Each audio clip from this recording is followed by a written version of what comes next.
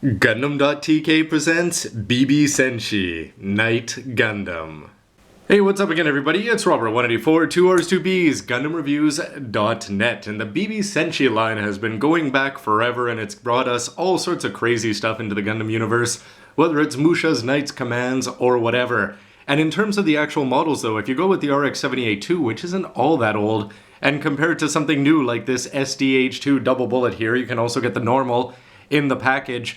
But basically, Bandai has come a long way. They're approaching high grades and quality, which is why I'm quite excited to see a new Knight Gundam, because the old ones, you can still buy them for the same old price. And yes, they're worth every penny because the quality is quite low, but let's see what a 2012 can do for a Legend kit like this. 2012 release. It's 1,000 yen, so pricey for an SD and still reasonable overall. Brought to you by Bandai with those famous cartoony eyes, part of the Legend BB line, and there it is, Kishi or Knight. And you've got in this line number 370. So Bandai, yeah, this certainly has been a money maker for them, and part of that is just because it's been fun.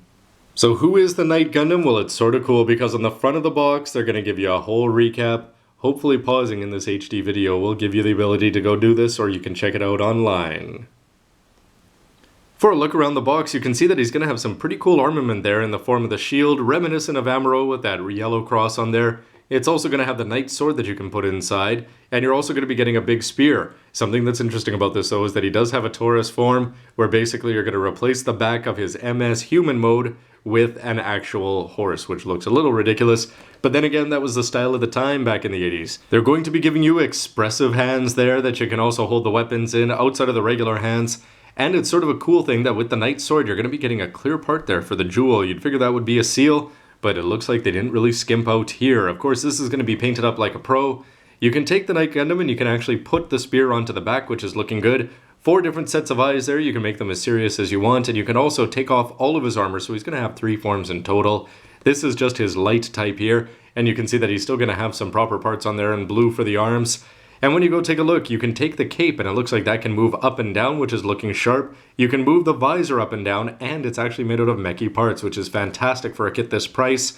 And it's cool that they give you the ability. With the SD Gundams, with the H2, I'm always debating about which eyes. Should I be putting on the serious ones or the angry ones, and or the cute ones? And in this case, you can put 2 of them on the eyes and just rotate them around as you feel at the moment. Action poses seem to be possible, but I'd be careful because could it be? Yeah, we need Dana Carvey for that.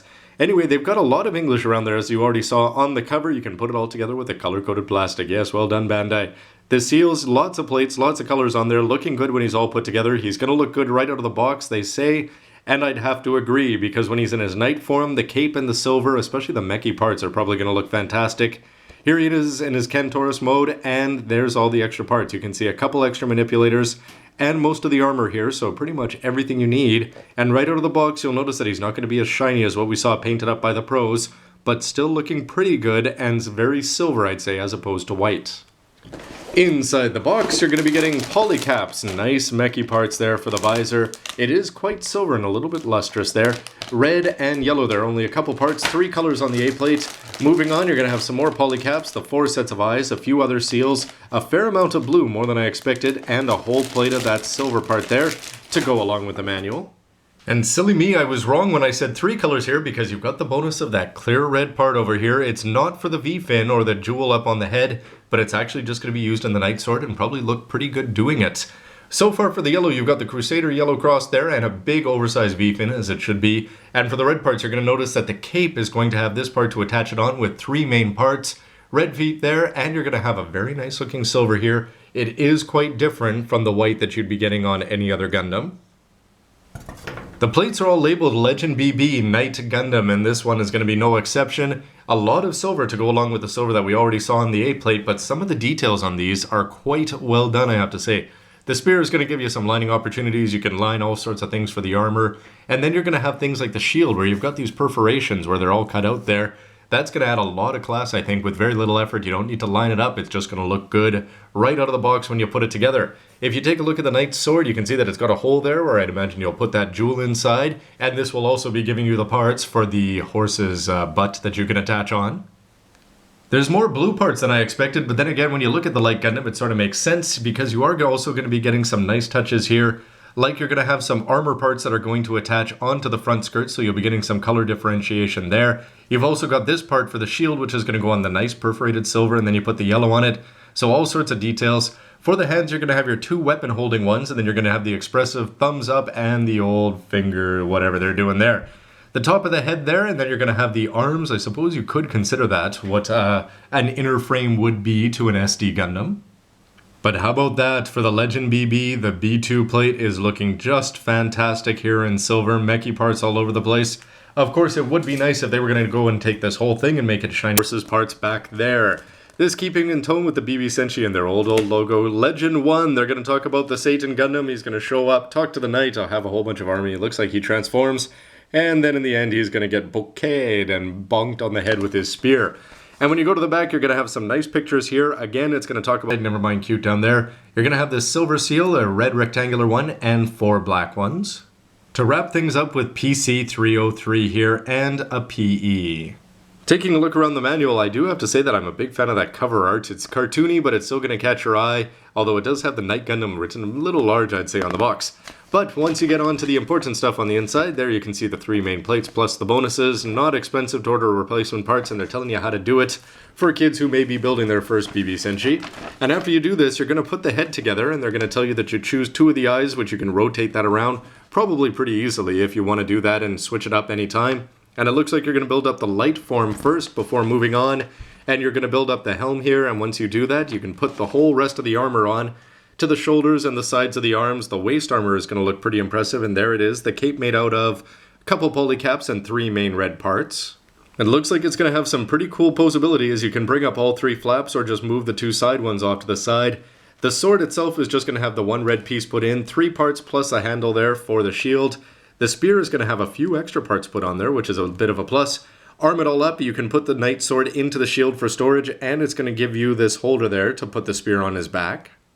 He's also compatible with an action base 2, similar to any high grade today. And if you want to, you can take off the cape and put the horse's parts back there. This keeping in tone with the BB Senshi and their old logo. Legend 1, they're going to talk about the Satan Gundam. He's going to show up, talk to the Knight. I'll have a whole bunch of army. It looks like he transforms. And then in the end, he's going to get bouqueted and bonked on the head with his spear. And when you go to the back, you're going to have some nice pictures here. Again, it's going to talk about the 3 different forms, his light type and the Kentaurus type. The weapons, and down at the bottom, it's going to show you that, yes, if you have a $2 lining marker, you can make them look a lot better from here to here in one easy step. And they're saying, why don't you go buy the Satan Gundam? Yes, it's number 48, so that's how far we are going back in this series now.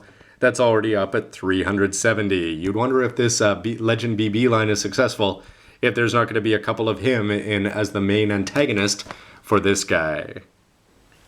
So tons of fun unboxing this guy, as again, I've said this before in quite a few of my SD reviews, but this is a high grade. I mean, you've got 3 full plates here, you've got clear parts, you've got mechy parts, you've got seals, and you've got great color differentiation, 4 colors on the A plates, and you've got, never mind those perforated parts all over the place that are going to add a lot of details without you having to put in any extra effort if you're a lazy modeler kind of thing like me. Anyway, I'm very impressed with this just from the unbox. The silver is never going to be as good as getting all mechy parts. I probably wouldn't complain if I didn't see this right next to this one. How nice would it have been to have been getting some bonuses or them all? But then again, it's something that you can always paint up yourself. They do give you that option all the time. That's what these things are for. But why don't you let me know what you think of this? Is it worth the 1,000 yen? Is this going to be starting a lot of craze for BB Senshi? And how keen are you on this? The Knight Gundam, has anybody watched the old anime or seen some of the spin-off mangas and things like that? Anyway, I'd love to hear from you. I know very little of it, except it showed up again. Katoki Hajime did it for Gundam Musou 3, and how cool would that be to get a master grade after we got the Shin Musha? But anyway, I digress. Let's move on with this, so stay tuned for the next part where you'll get to see it all put together. And thanks for watching, everybody. As always, see you next time. You can just call me the Night Hound.